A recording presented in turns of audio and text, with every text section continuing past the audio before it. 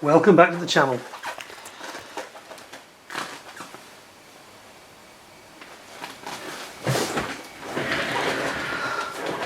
I thought we'd start with something completely different. But some of you will have seen that film before, which I shot 4 years ago at RAF Lakenheath in the UK. The USAF's 48th Tactical Fighter Wing and F-15 Strike Eagles, and it was the blue team taking off. But today we have got the model, of course, of the red team. You'll forgive me, I'm ignorant of the squadron numbers and things, but we've got 2003 from Lakenheath here. I'm just going to move my camera to make sure you're in. There we go. Now then, today we're going to talk about F-15 Strike Eagles. Now this is the Revell kit, which quite a few of you think I've already seen. I'm just going to try and make sure we've got plenty of light here and spin it around a bit for you. Quite proud of this one, I must admit. It's turned out quite well. Not the best modelling skills necessarily from me. Perhaps I could have done a bit more weathering and stuff like that, but it was made for a bit of a deadline, this one. It was actually made Christmas 2019.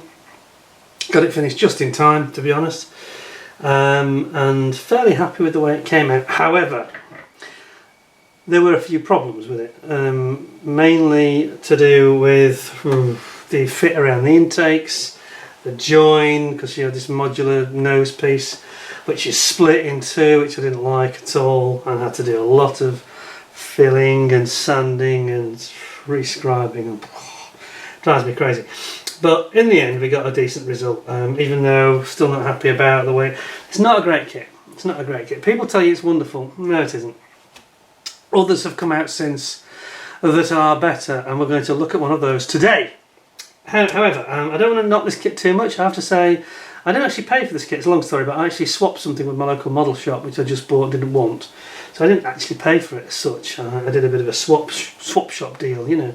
So when I bear that in mind, it's a bargain, and it's come out really nicely. Nice Lakenheath Strike Eagle.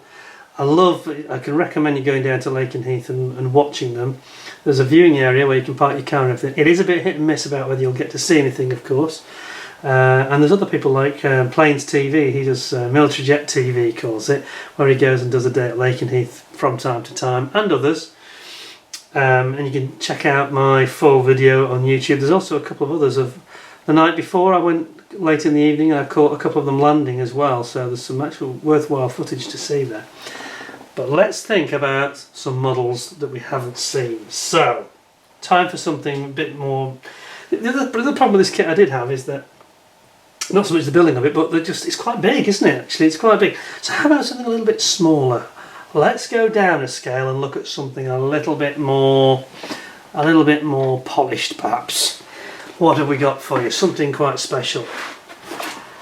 It's the Great Wall Hobby 72nd scale version, Anniversary D-Day limited edition kit.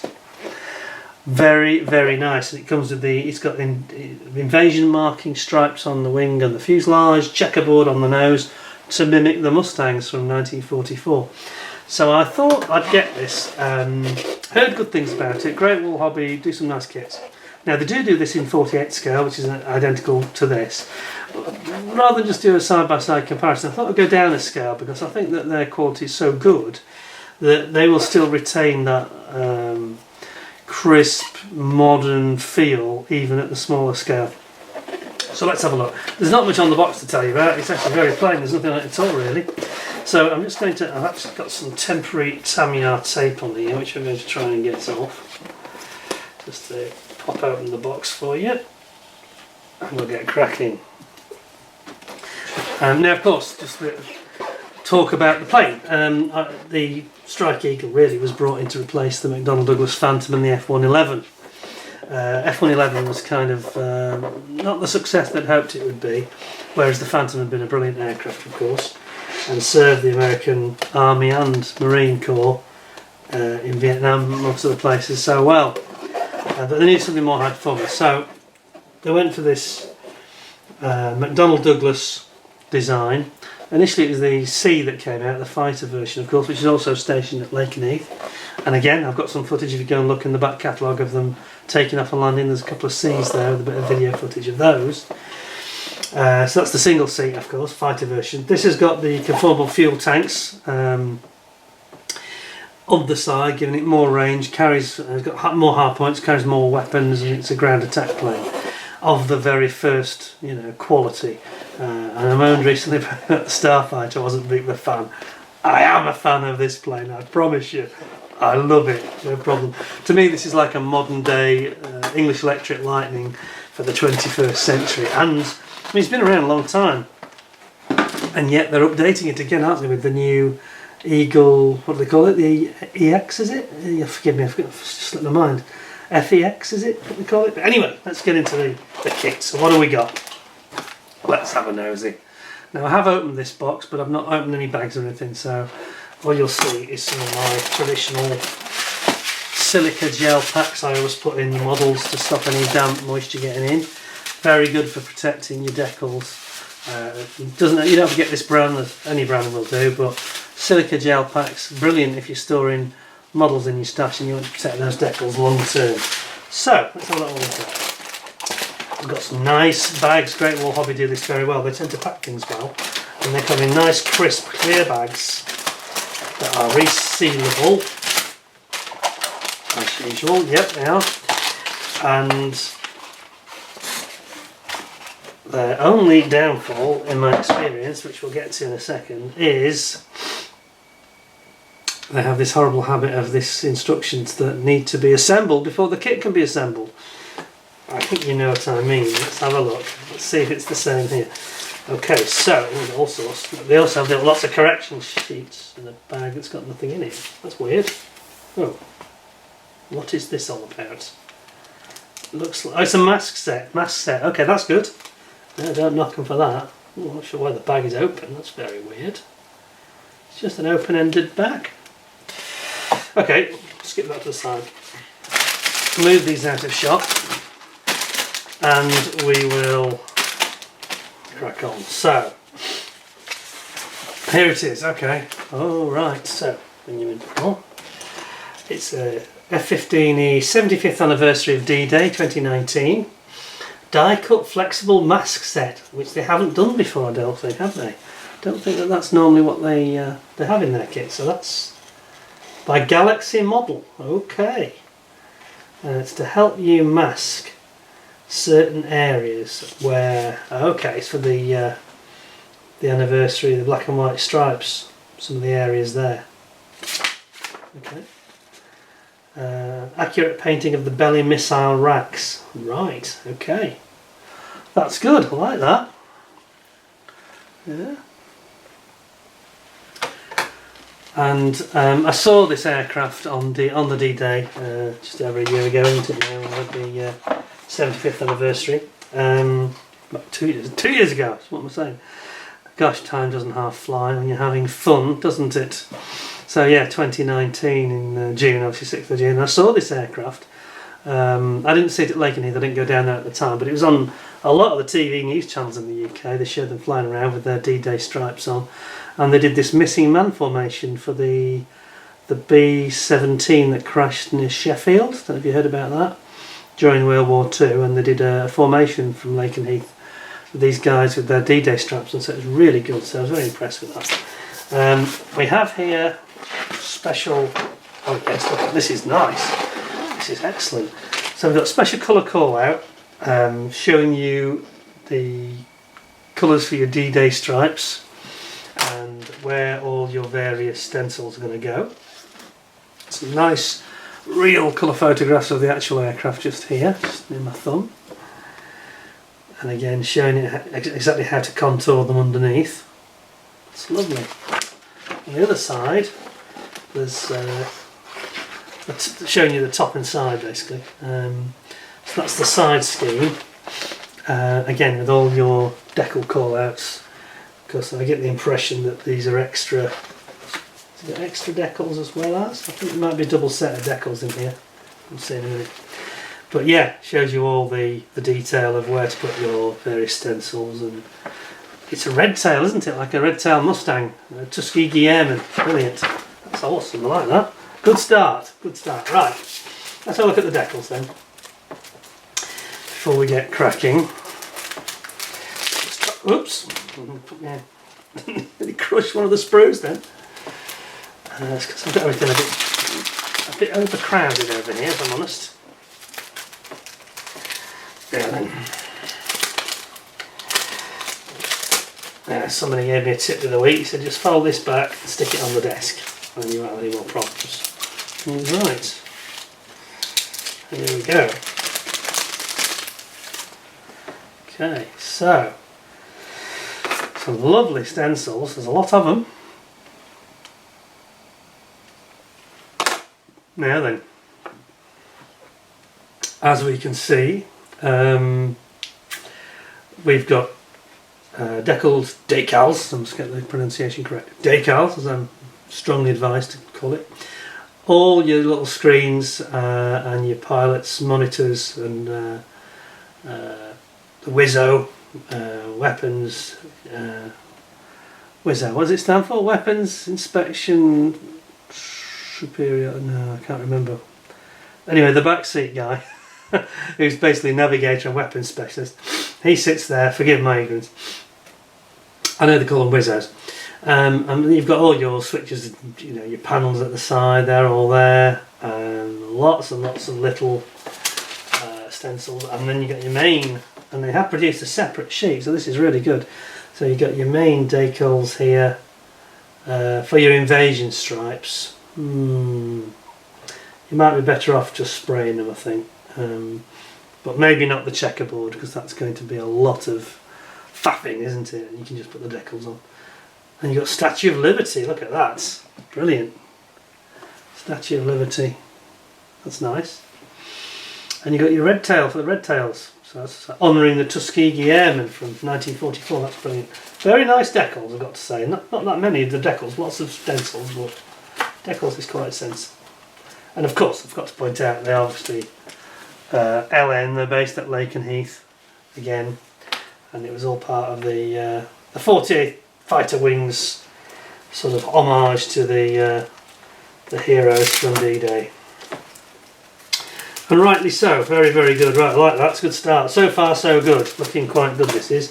Now, better hold your breath. It's instruction time, and we know that Great Wool Hobbies instructions are an enigma wrapped in a puzzle, wrapped in another mystery. And here we go, here we go, see what I mean? Immediately they disintegrate and form out across the desk. Now why do they do this? Can't they just staple them in like everybody else does? I don't understand it. So they're starting with this, quite nicely printed, I've got to say, sort of a general sheet, shows you a sprue tree in this almost like a 3D shadow style, which is quite nice, I must admit. Basic stuff on the back, yeah, so it's like a cover, and then it's like little, it's almost like project sheets, isn't it? So we start off with, I wish to stop it, I've got to be honest, it just annoys me. Look, why can't we just have a proper leaflet, you know? Anyway, maybe they'll learn in the end, you never know. So we're building up the ejection seats, front and rear cockpit, putting it in your tub, doing all these decals, if that's the way you want to go. You might want to consider, I don't know, is it Zoom, Edward Zoom, and who's the other company? I'm going to say Caribou. What, the Yahoo? They do nice instruments. Not sure if they do it for this particular kit, I suspect they do though. And then your panels are going in there, you're building up all your instrument displays here, popping those in. Then you've got your two nose sides that go in, and you've got your forward-looking ground-following radar here. Then you basically bring it all together, so you've got your cockpit, and then you have got a nice, probably that's good, a separate one-piece nose, probably slide moulded, that's a good sign. Great Wool Hobbies plastic parts are usually really nice. This is the weak point in the instructions, but the plastic is usually good. Then we've got the intakes, building up your intakes for your F100 engines, and then you've got your underside with your Your gear bays are going in there, and your conformal fuel tanks are sort of built onto the side here. It's all in one piece. Then you've got your engine exhaust nozzles for your F100 afterburner engines that you just saw in the video at the beginning. And then we've got gear up assembly, so obviously that's when you're having it without any legs or wheels down. Then you're going to build your ramps and your air intakes, so the ramps built in. Variable flap ramps. Bringing the top and bottom together, so obviously you've now got your wing effectively built, sands and the ailerons and flaps. And then you bring that all together, and then you attach your nose section unit on the front. And we're done for that section. How very bizarre. It is ridiculous, isn't it? Chase around trying to figure out which is the next stage. Then you're bringing in your intakes with the intake ramps built in and putting your engine nozzles in the back.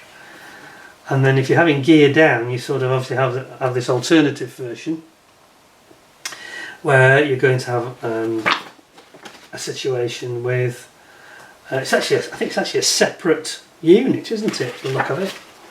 Not quite sure why they've done it that way, but anyway, we'll see clearer later. And then you're bringing that together. Nozzles going on, and then you're bringing in your cockpit surround, and it looks like they've built taken a leaf out of Tamiya's book here, haven't they? They've got you a bit like the Tomcat. They've got the area in front of the canopy to avoid a nasty, dangerous seam or getting glue that might capillary run up onto the screen here. It's all one piece, so all you have to do is mask it, and then the glue will be further forward away from the clear glass. Very clever, good idea. And then you've got the option of obviously having it open with your air brake open too, if you wish. Open canopy, and there we go.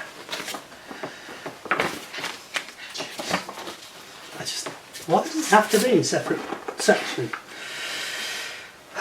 So, forgive my frustration. I do find these Chinese instructions really irritating. But anyway, then you're putting in your flaps and your ailerons.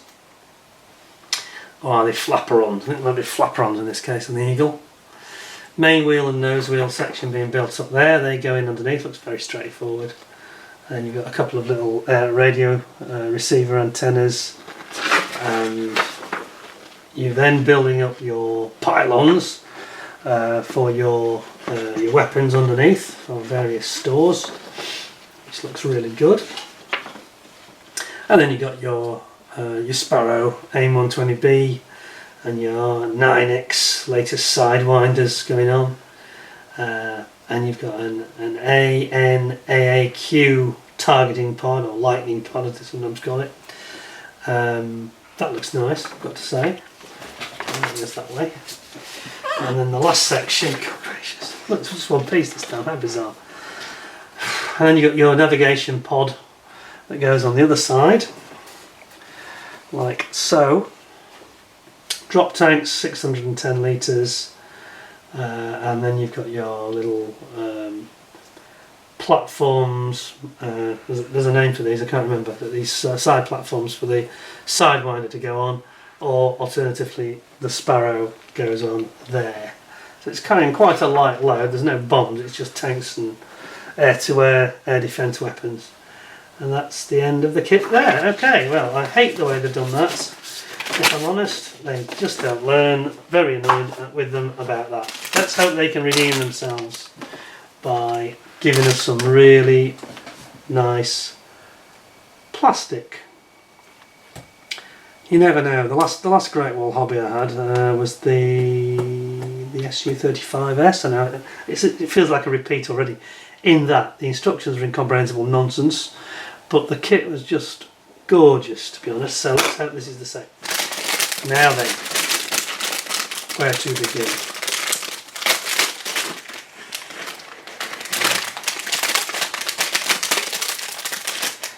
Oh, just get into that. Silly. It's in a resealable bag. So, what have we got? Zoom you right in. Now then, we've got these air intakes where you're going to build your little ramps in here. Those look really nice, very fine, yeah, very fine panel detail on there. I mean, that looks like the 48 scale kit we've got across the way here. In fact, it looks better than that actually, if I'm honest. This is very finely moulded for a 72nd scale kit. Look at the jet pipe here of the F100 engines that you saw with their afterburner nozzles closing up at the beginning, and the live footage that I shot. By the way, did you enjoy that live footage? I was very fortunate that day. I rocked up I was actually on a business trip, and I was actually meeting some people that were coming in from Germany, and the plane was delayed, so I had about 2 hours spare, and Lakenheath was on my route, and I just happened to have taken my video camera with me, which I did from time to time if I was travelling, and I just stopped off, and I had about an hour and a half to play with. Well, I was so lucky, because that footage that, by the way, it's had nearly 1 million views, so, and I don't go on social media, so I don't promote myself in that way at all, on any platform. The only thing you'll ever find me on is YouTube here. And 8 of them took off, as you saw, one after another, really close together, and it was astonishing as an experience, because the ground was literally shaking. You could feel vibrations in the ground from them, and it was very humbling, and it was almost overload, sensory overload, and to try and do that photography and get a decent result, which I think I did, judging by the popularity of it, I got a very decent result. It's my most popular video by miles, okay, there's no contest. But I was just lucky, I was in the right place at the right time, and the wind direction was perfect because it was blowing straight toward the camera across from the aircraft, so that's why the sound is so good. You can hear the afterburners, you can hear everything.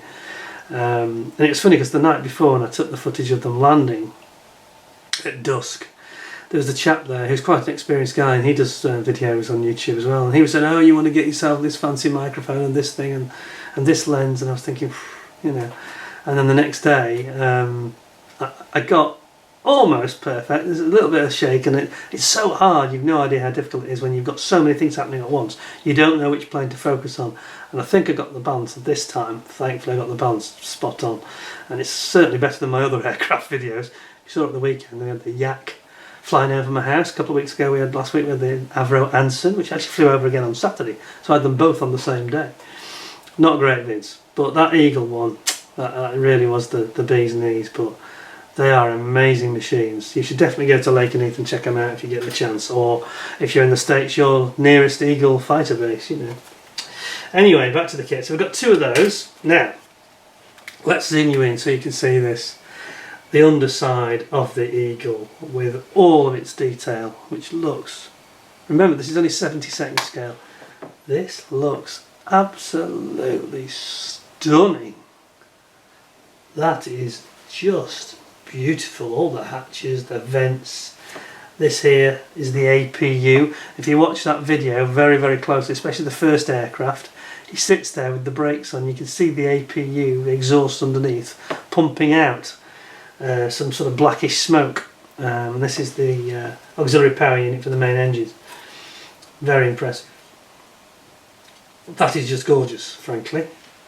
Where was the other piece? There was another side to it, wasn't there? Is that it? No? Oh, I thought we had 2. Where's the top? Oh, the wing is the top. Okay, so that's that. Very nice. That certainly hasn't disappointed. Stunning bit of moulding there, I'd say that was. It's a bit strange the way they put it in the back, if I'm honest.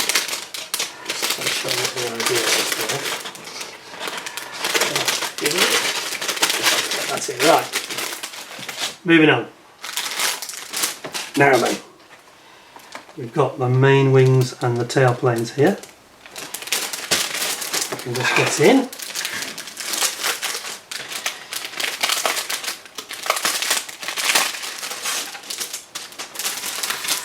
Wow. Wow, wow, wow, wow, wow, wow. Oh, yes. Yes, yes, yes, yes, yes, yes. What do you make of that? That is just, again, stunning. So fine on a 72nd scale. You think about things that have come before on 72nd scale for this kit. Airfix, Hasegawa, Monogram, who else? Revell, yeah. Nothing to touch this. Nothing even close.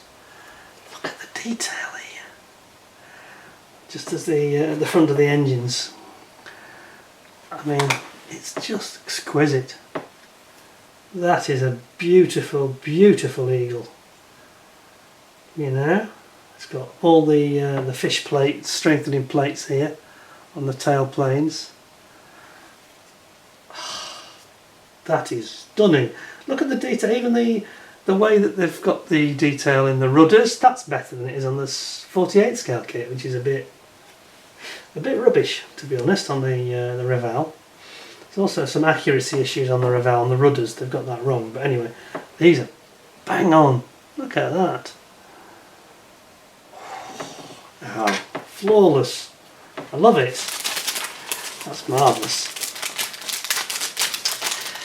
Well, if it's all like this, we're going to be laughing. The only thing I'm worried about now is the other thing that Great Wall do. They always have a... I'm not prejudging it because I haven't seen it yet, but why don't we go straight to that? I was going to say they always have a rather horrible seam line which they insist on having down every canopy, which really annoys me. Shall we have a look?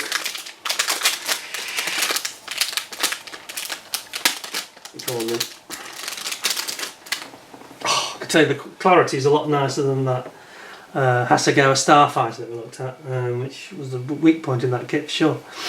Now look at this.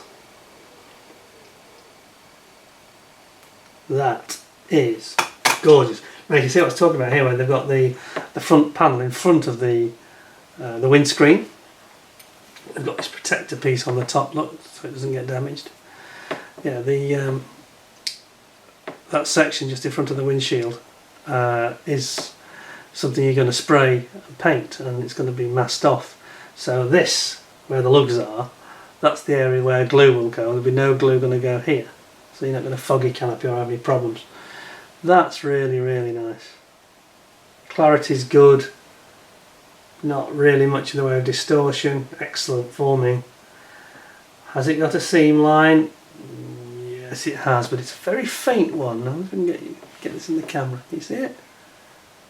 It's quite good to see, actually.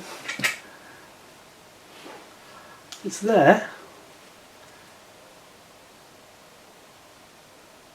It's just right down the centre. There it is. It's quite faint now. I think that will just scrape off quite easily, actually. Certainly, I think it will come off a lot more easily than the one we had with the Revell, where I spent an entire evening getting rid of the seam line. And in the Revell, it's quite a distorted canopy as well, if I'm honest. It's not very clear. It's not a great piece of plastic. Not too bad, but... And it was a real challenge. I got it, successfully got rid of it completely. And it's the first time I did that, I think, on a kit. Because I usually shy away from it because I'm just scared of damaging it and cracking it or scratching it or just destroying it. But it came out okay. But that I think you can take care of very quickly because it's just very faint. Whereas in that Revell, it was just so deep, like a step, you know. Not something you really want. Well, that's beautiful. Just knock it a half point off of the seam line, that's all. Now then, what do we got here? We've got some weapons and tanks. Looks really good. So we've got our pods that we talked about. It's like the lightning pod we spoke about. In fact, I think that's actually the navigation pod, the one that's in my hand. Yeah, that's the navigation pod, that one. But it's beautiful. Look at all the little rivets and the access hatches, panel lines, very, very nice. And then we've got, and Great Wall Hobby do this beautifully. Look at this. So we've got slide moulding at work here. And then they've turned this into an art form on weapons. Beautifully slide moulded. You can see the back end where the jet pipe of the rocket is on the Sparrow at the top. Clearly see that it's hollow. And then you've got this beautiful Sparrow and a Sidewinder, which looks absolutely crisp. Fantastic. Really, really nice. Can't fault that. And then we've got the tanks. £600 fuel tanks. 600 litres and 620 litres, I think. Very, very good.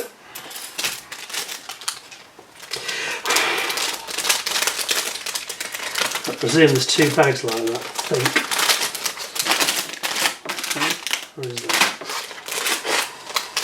I think there is. Probably going to be 2 identical ones.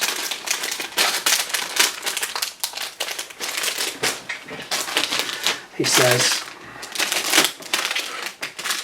No, slightly differently. I think it's slightly differently, actually. That seems odd. 1, 2, 3, 4. Yeah, that's right. So I just lost count there. The maths isn't what it used to be. Right, now then. This is where we've got the lightning pod, I think it is. Lightning pod there. And then we've got our ejector seats. Looks really nice. And that other piece, I'm not a big fan of having these multiple sections of the jet pipe, but I'm sure that they will do it nicely. They usually do. The fit on the Great Wall kits is usually very, very good. And then we've got the intake pipe into the engine there, to one of them, and then this is just a duplication. There's 2 screws identical here. So that goes through that one, which is very good. No problems there. Just back in the bag.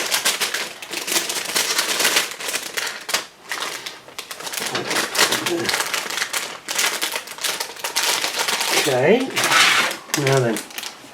Sorry about this, I'm not zooming you out enough. There we go. Now then, this is a bag with lots of sexy parts in it, including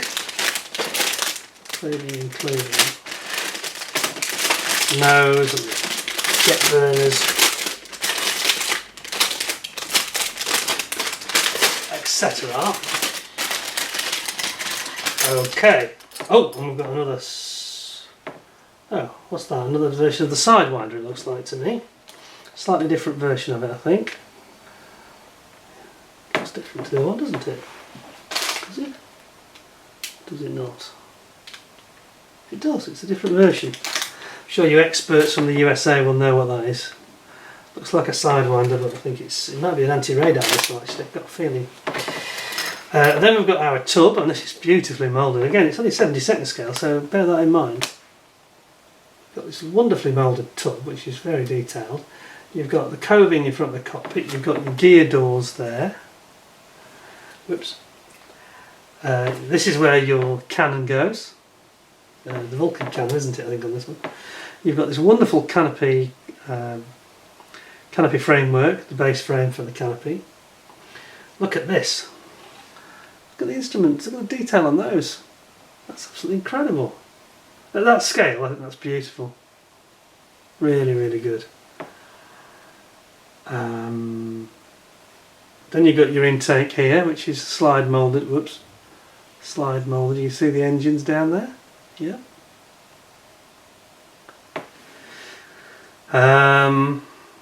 That's a lovely sprue, got to say. And then we've got an even metal one. Look at this. I promise you a slide moulded one-piece nose, and there you have it. That looks brilliant. And you've got your air brake, goes on behind the canopy cockpit area, complete with a lot more detail on it than the 48th Revel's got. Look at that. That's really nice. And then you've got your these are the nozzle, these little fine things here. These are the nozzle actuators that you saw at the beginning of the vid.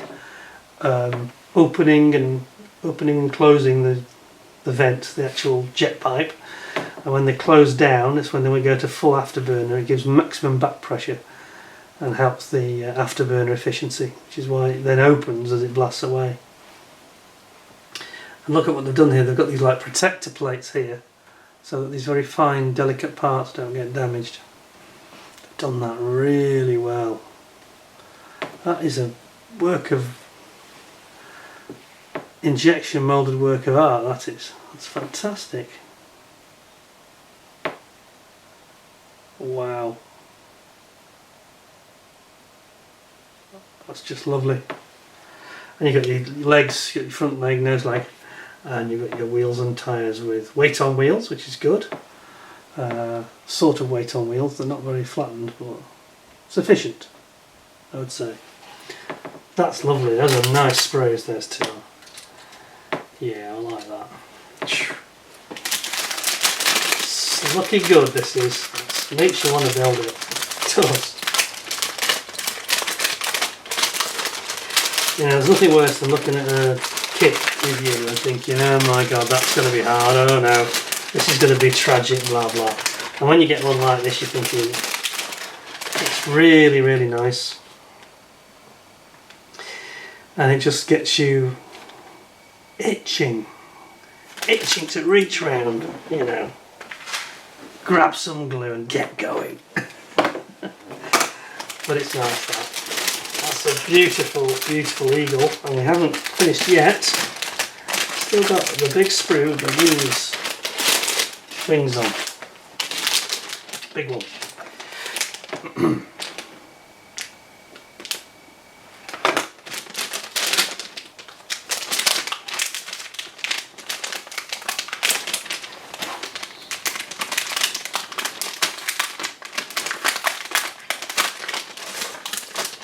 Now then.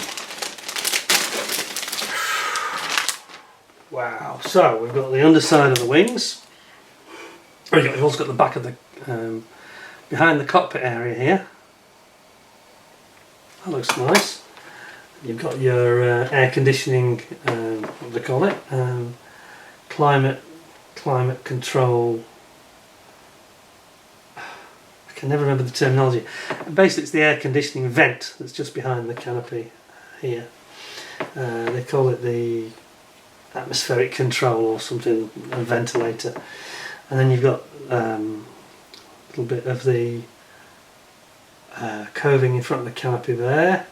Then you've got these wonderful wings. This is the underside section of the wings.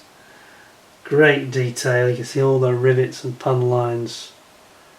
Finely moulded. Great detail there.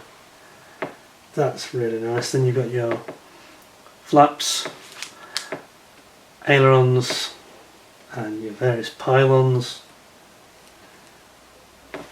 Over here you've got your fuselage nose section, or either side of the cockpit, and then you've got all these little pylons for the weapons, and radar here. Oops, is that in? There we go. See that? That's nice. I love the way they've done that. Just finely moulded. There's no flash, nothing horrible. And this is the section here where the nose gear goes, nose gear bay. It's very modular, but it just looks so precisely done. Look at the back of the radar here, look at the detail on here, look. Look at that. It's amazing. Really nicely done. I am impressed. I'm very impressed. No question. That's got to be one of the nicest 172 scale kits I've ever seen, to be honest. And if I just get it back in the bag, we shall have a review verdict. Which says,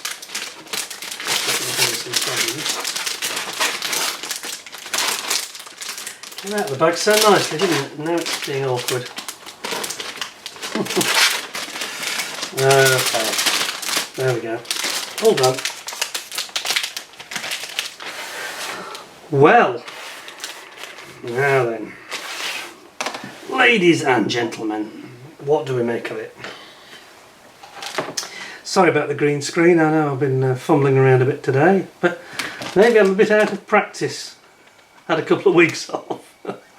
Right, well, we've got the nice Revell one here, which does look pretty good, I've got to be honest, even if I do say so myself. Self-praise and all that. So what do we think? So this is the D-Day Special Anniversary version, which obviously comes from Great Wall Hobby. I would have given it 10 out of 10, But for the stupid instructions, I'm going to give it, I think, a very reasonable 9.5 out of 10. I think that's brilliant. It wasn't a cheap kit. I think it was £36, but it's actually very hard to get hold of. I actually got it from our friends at PM Models, part of Phil Flory's setup, who are always excellent. But they were the only people that I think had stock in the UK. I was struggling to find it in Europe even. It was really hard to get hold of. I think everybody's stock's run out again, probably waiting for another container to come across from China. But that is a beautiful kit. I mean, the instructions are silly, stupidly annoying, but the actual content of the instructions you can follow. It's just this annoying thing of chasing, trying to figure out which is the next step. Come on, Great Wall Hobby, you're making such nice kits. Make a bit more effort on the instructions. I know I keep on banging on about it, but it's not good enough. Just look at what even Revell or Airfix are doing. Just copy them, it's fine. You know, we can understand what they're doing. You don't have to assemble the instructions in an Airfix or a Revell kit even. They're much cheaper. But anyway, it's my only beef. That and the tiny seam that's in the canopy, but I say that'll be actually quite an easy one to fix. So 9.5 out of 10 is a very fair score, and considering what it is, you know, with proper instructions it'd have been 10 out of 10. It's fantastic. It's a nice eagle, and I can tell you from what I've seen that the new, well, not that new now, it's about a year old, but the 48 scale version, which goes head to head with this Revell 48 scale version, which was the best, you know, on the market. It's not saying much really, but it was okay, you know, it was okay. A lot of it was good, but it was just typical Revell, you know, old school and from the mid-90s. But that new one from Great Wall Hobby that's at 48 scale is the best 48 scale. This has to be the best 72nd scale, no question whatsoever. So there we are. Anyway, hope you enjoyed the video and found it interesting. Sorry if I got a little bit lost with my... I disappeared at the beginning and disappeared halfway through looking for parts and things, but I hope you enjoyed the video. The eagle's taking off at Lakenheath. You should go, and if you haven't seen it already, go and watch it. You saw pretty much all of it at the beginning, but it was dramatic, you know, and if you that was kind of a reproduction of what you saw there in my video, but go and look at the original. I'll put a link over on that side, so you can watch it straight after this if you want to, and just put your headphones on and put your sound up, because it's just incredible, honestly. Awesome. I was absolutely frightened, terrified. The ground was shaking, I was shaking. How I filmed it I'll never know, but anyway, there we go. Thanks to our great friends in the USAF that are based at Lakenheath, who helped protect the UK and Europe from any foreign aggression. The great guys, I've met 2 or 3 of them, you know, on several occasions. Very nice people. And I know a lot of them comment as well on the video, the eagle one in particular, so maybe we can get them across to this video. I might even put a link on the original vid to this, and then they might come and have a look.